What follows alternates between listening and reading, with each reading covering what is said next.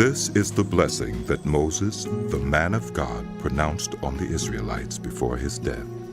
He said, The Lord came from Sinai and dawned over them from Seir. He shone forth from Mount Paran. He came with myriads of holy ones from the south, from his mountain slopes. Surely it is you who love the people. All the holy ones are in your hand. At your feet they all bow down, and from you receive instruction. The law that Moses gave us, the possession of the assembly of Jacob. He was king over Jeshurun when the leaders of the people assembled along with the tribes of Israel. Let Reuben live and not die, nor his people be few. And this he said about Judah. Hear, Lord, the cry of Judah. Bring him to his people. With his own hands he defends his cause. Oh, be his help against his foes. About Levi, he said, Your Thummim and Urim belong to your faithful servant. You tested him at Massa. You contended with him at the waters of Meribah. He said of his father and mother, I have no regard for them. He did not recognize his brothers or acknowledge his own children, but he watched over your word and guarded your covenant. He teaches your precepts to Jacob and your law to Israel. He offers incense before you and whole burnt offerings on your altar.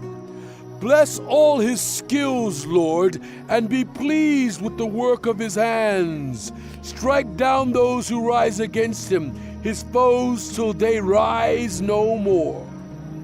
About Benjamin, he said, Let the beloved of the Lord rest secure in him, for he shields him all day long, and the one the Lord loves rests between his shoulders.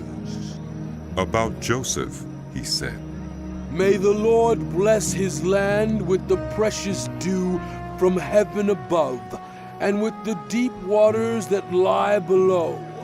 With the best the sun brings forth, and the finest the moon can yield. With the choicest gifts of the ancient mountains, and the fruitfulness of the everlasting hills. With the best gifts of the earth, and its fullness, and the favor of him who dwelt in the burning bush.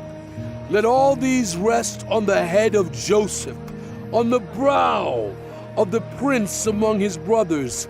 In majesty he is like a firstborn bull. His horns are the horns of a wild ox. With them he will gore the nations, even those at the ends of the earth. Such are the 10,000s of Ephraim. Such are the thousands of Manasseh. About Zebulun, he said, Rejoice, Zebulun, in your going out, and you, Issachar, in your tents. They will summon peoples to the mountain, and there offer the sacrifices of the righteous. They will feast on the abundance of the seas, on the treasures hidden in the sand. About Gad, he said, Blessed is he who enlarges Gad's domain. Gad lives there like a lion, tearing at arm or head. He chose the best land for himself. The leader's portion was kept for him.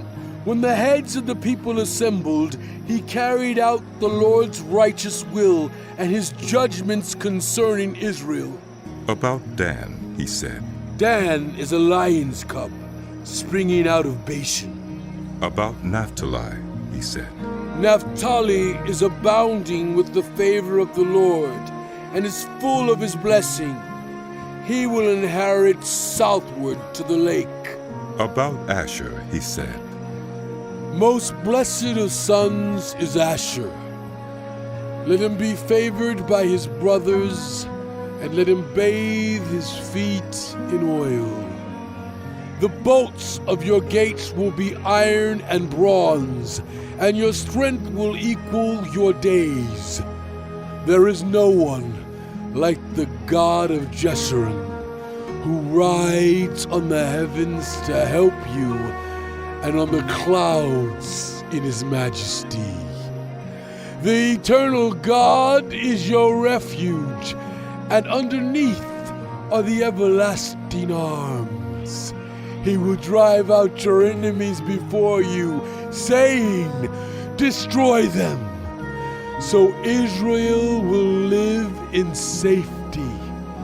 Jacob will dwell secure in a land of grain and new wine, where the heavens drop dew. Blessed are you, Israel, who is like you, a people saved by the Lord. He is your shield and helper, and your glorious sword. Your enemies will cower before you, and you will tread on their height.